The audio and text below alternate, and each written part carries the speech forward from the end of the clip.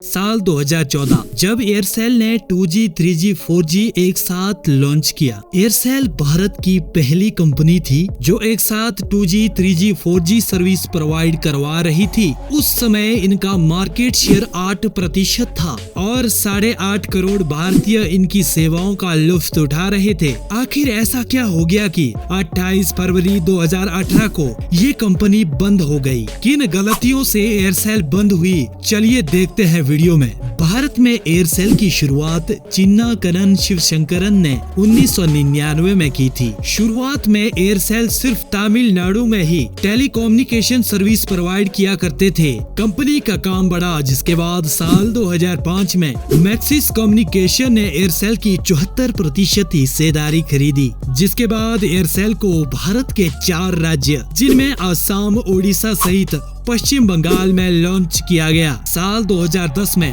3G spectrum की नीलामी के समय एयरसेल ने तकरीबन 65 बिलियन रुपए खर्च करके भारत के 13 सर्कल में एयरसेल 3G की शुरुआत की। ये सर्कल थे आंध्र प्रदेश, आसाम, बिहार, जम्मू कश्मीर, कर्नाटका, केरला, मध्य प्रदेश, छत्तीसगढ़ जैसे शहर शामिल थे। एयरसेल का मार्केट शेयर भारत में तेजी से ग्रो करता जा रहा था, जिस वजह से इन्होंने मार्केट में पैसा इन्वेस्ट करना शुरू कर दिया। एयरसेल ने एडवर्टीजमेंट पर भी खासा ध्यान देना शुरू कर दिया। एयरसेल ने महेंद्र सिंह धोनी को अपना ब्रांड एम्बेसडर बनाया। आप लोगों ने तो देखा ही होगा कि चेन्नई सुपर किंग की जर्सी में एयरसेल लिखा होता था, जिसके लिए एयरसेल हर साल एक अच्छी खासी कीमत चुकाता था। आगे की कहानी को समझने के लिए आपको पहले ब्रॉडबैंड के बारे में समझना चाहिए। भारत में मुख्य तौर पर 3 ब्रॉडबैंड सर्विसेज होती है। नंबर 1 होम ब्रॉडबैंड, जिसमें आपको एक लैंडलाइन भी मिलता है। नंबर 2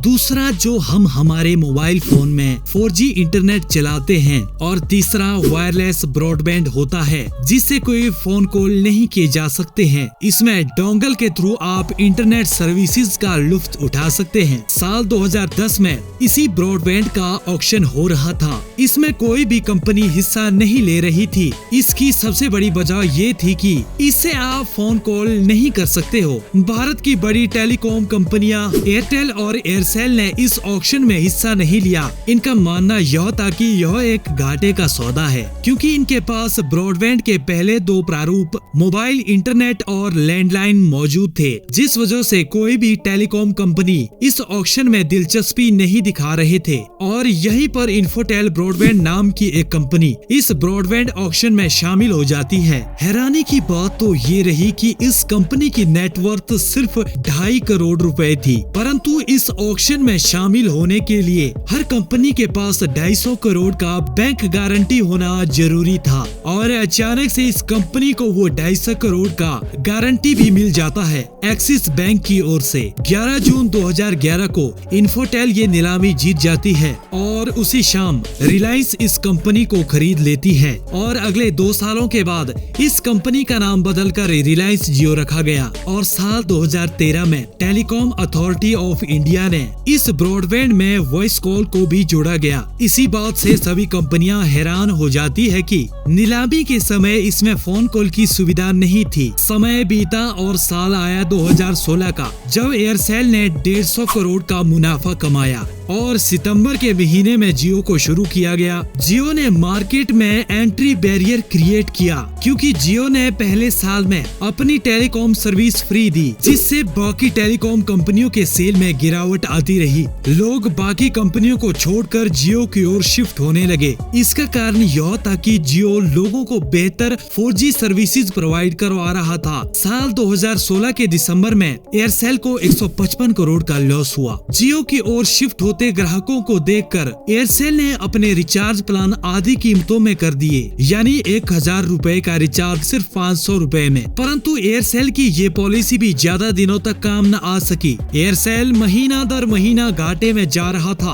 और जियो की वजह से बाकी टेलीकॉम कंपनियां भी घाटे की ओर चली गई। अब मैक्सिस कम्युनिकेशन ने भी एयरसेल में इन्वेस्ट करना बंद कर दिया, जिस वजह से एयरसेल और ज्यादा घाटे में चली गई। लगभग 15,000 करोड़ के घाटे में। यहाँ पर एयरसेल ने एक और तरीका लगाया खुद को मार्केट में खुद को सरवाइव करने का। खुद को सरवाइव करने के लिए एयरसेल ने रिलायंस कम्युनिकेशन के साथ पार्टनरशिप करनी चाहिए, परंतु दोनों कंपनियां अत्यधिक घाटे में थी, जिस वजह से यह पार्टनरशिप हो न सकी। एयरसेल ने अपने घाटे को कम करने के लिए कई राज्यों में अपने ऑफिस बंद करवा लिए, जैसे हरियाणा, गुजरात, हिमाचल प्रदेश, मध्य प्रदेश, महाराष्ट्र जैसी जगहों पर अत्यधिक घाटा होने की वजह से इन क्षेत्रों में कंपनी ने अपने कारोबार को बंद करने का फैसला किया। एयरसेल बड़ी कंपनियों के पैसे नहीं चुका पा रही थी, जिससे कंपनी के फोन कॉल्स में भी दिक्कत आना शुरू हो गया। जैसे यदि आपने एयरसेल के थ्रू वोडाफोन के कस्टमर को कॉल किया है, कॉल ड्रॉप की समस्या आना शुरू हो गया या फोन अपने आप कट जाना जैसी समस्या आना शुरू हो गया। इसकी सबसे बड़ी वजह यह मानी जाती थी कि ये दूसरी कंपनियों को पैसा देने में असमर्थ थे, जिस वजह से एयरसेल से लोग परेशान हो गए थे और एयरसेल को छोड़कर जियो और एयरटेल की ओर शिफ्ट हो गए। जियो की सर्विस उस समय फ्री थी, इसीलिए सभी लोग जियो की ओर शिफ्ट होने लगे, जिस वजह से 28 फरवरी 2018 को